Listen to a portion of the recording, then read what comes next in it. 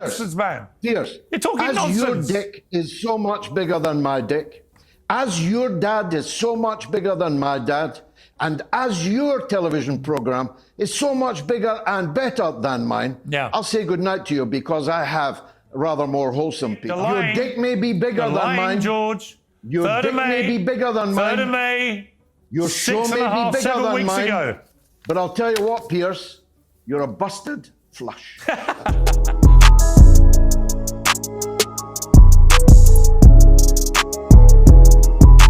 Hey guys, welcome back to my channel. This is Tony Fergie. I want to take the time out to thank all my subscribers. The old ones, the new ones, the ones that just keeps coming back because you love what you hear and what you're seeing. And if you're not subscribed yet, why aren't you? My analytics shows me that over 50-something% of you guys are still not subscribed. So go right ahead and subscribe. It is absolutely free. So this way you can be notified of when I drop a new video. Now today, guys, have you ever heard of Piers Morgan? Yeah, the Piers Morgan, uncensored. Well, I don't know what's going on lately over there, because usually he is big on politics and news and what's not in the news, but he's gotten some stuff going on from the other day. Let's take a look. We're going to come back and we're going to talk about it. Israel, and you see that report from the Atomic Agency, which appears to suggest that it could potentially get to nuclear power. Can you understand why Israel has felt threatened by that report? You described it accurately a moment ago, what the report says. I've read the 22-page report, came out May 31st, declassified.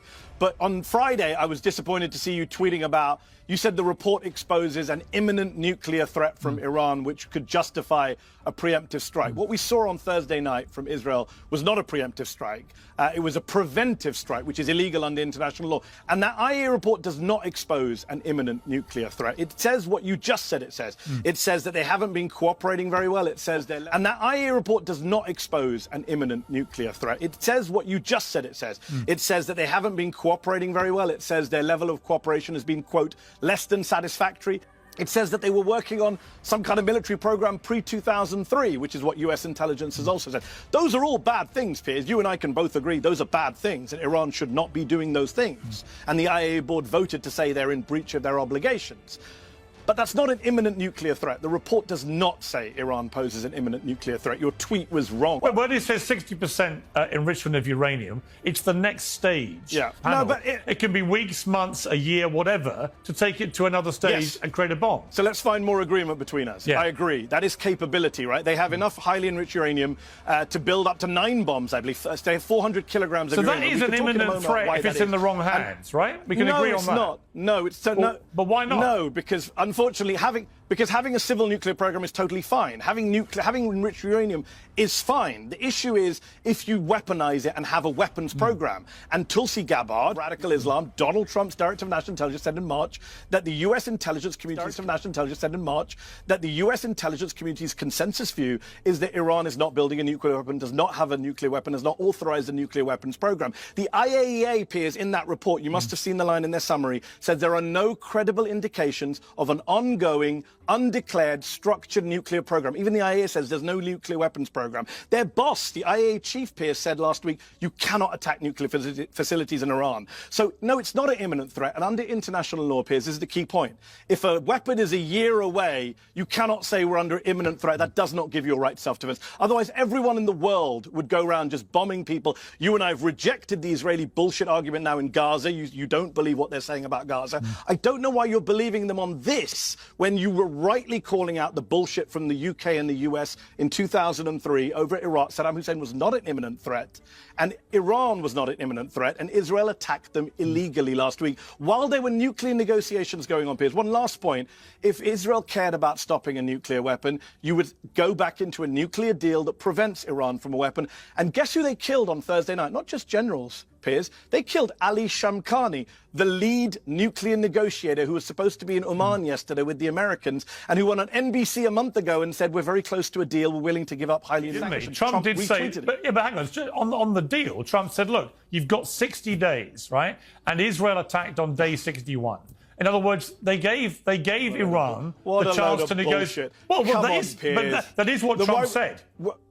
Well, Trump's a liar. Why were they meeting in Oman on Sunday then? Well, if there were only 60 days, why were the Americans supposed to be meeting yesterday? No, because why was there a nuclear negotiation scheduled on Sunday between the Americans and the Iranians, which is now not happening? Who benefits from that? Netanyahu. If you're worried about highly enriched uranium, blame Trump, right? He tore up the nuclear deal in 2018, Piers. In 2018, Iran was enriching uranium at what percentage? 3.67%. And the IAEA said, yep, we verify it. We have no complaints. We verify that Iran is in accordance with this deal. And Trump tore it up. And today, 60% highly enriched uranium, 400 kilograms. That's on Donald Trump. Aren't you just, if you don't mind me saying, aren't you just explaining very articulately why Israel has got so twitchy about this? Gone from 3% to 60%. But the way you described that sounded to me like you were presenting a fast-moving imminent threat. No. What I was presenting was that there was a deal that worked. Trump and the Israelis tore up the deal that worked. Now Iran is definitely, you and I have already agreed, that they have potential to be closer to a bomb today than they were in 2018. So the solution is not then to go to war and increase the chances of Iran rushing for a bomb. The solution is to go back into a deal, to negotiate an agreement. Piers, just for your viewers, there are only two ways. Every military expert agrees, every US general agrees. There's only two ways to stop Iran from having a nuclear bomb. Number one is to invade and occupy the country and destroy every facility yourself. Number two is to have an agreement in which Iran agrees to stop enriching uranium at 60% or 90%, right? Those are the two options. There's actually a third option. The third option is doing exactly what Israel's doing now, which is using air power. No. Controlling the skies over Tehran and using intelligence gathered by Mossad, apparently, reportedly, and using specific intelligence to target specific commanders, scientists, and nuclear sites. That's not a third option because it doesn't stop the nuclear program. All it does is delay it. Who are the military commanders you've talked to who do not think this is justified? Admiral Mike McMullen, chairman of the Joint Chiefs of Staff under George W. Bush, said there's no way you can get rid of Iranian nuclear program without boots on the ground. Air power cannot do this, right? Because some of their facilities are underground. Because scientists who killed can be replaced, right? You cannot end Iran's nuclear program via bombing. Put yourself, Piers, you asked me a question at the beginning. It was a great question. Always have empathy for whoever it is, enemies, allies. Let me ask the question back to you. Put yourself in the shoes of an Iranian official sitting in Tehran today who looks at a map of the region and sees Israel with nukes, Russia with nukes, Pakistan with nukes, India with nukes, nuclear-armed America next door in Iraq. Wouldn't you want nuclear weapons? I'm against nuke. Saddam Hussein gave up nukes, got invaded and executed. Again, if you're the Iranians, are you not looking at this thinking, this means we need nukes? I would rather not give them an incentive to go get nuclear weapons. I'm anti-nuclear weapons for anyone. So I don't want Iran to have nukes. But the best way for Iran not to have nukes is not to attack them. That makes countries want to have nukes more. It's just rational to go, oh, the countries who have nukes like North Korea, they don't get invaded. So why give them an incentive to get more nukes? Why not actually have a weapons of mass destruction free region? You know which country does have nukes in the Middle East? Israel, in violation of UN Security Council resolutions. You know which country doesn't allow IAEA inspectors into the country? Israel. You know which country hasn't signed the NPT, unlike Iran? Israel. We should talk about Israel's nuclear weapons, which actually incentivize others in the regions, not just Israel, Turkey, Saudi Arabia, to think about nuclear weapons of their own. I'd rather not have more nukes in the Middle East with any broadcasters. I can't believe that you didn't know about that. And indeed, Professor Actually, I don't know Morandi about that. was... You've just told me that, so that's the answer to your question. I didn't know about it. I've been on air. Well, you really need to be better briefed. Well, okay, you're interviewing a guy that you're punting. You can have your views about that. No, this is in answer to your important. question, I didn't know. So that's the answer to your question. Well, you should have known. Okay, well, you're a better journalist than me. You're a better broadcaster than me. I didn't know. Professor Morandi was in that building. I don't know if he's dead, but the story is that he was in that building to do an interview with you, and I very much hope that that is not true. And I very much hope that he is still alive. He told me that was true. He told me that he'd been told to leave, but had decided to stay and do the interview, in which all he did was call me a liar, a coward, and a genocide enabler.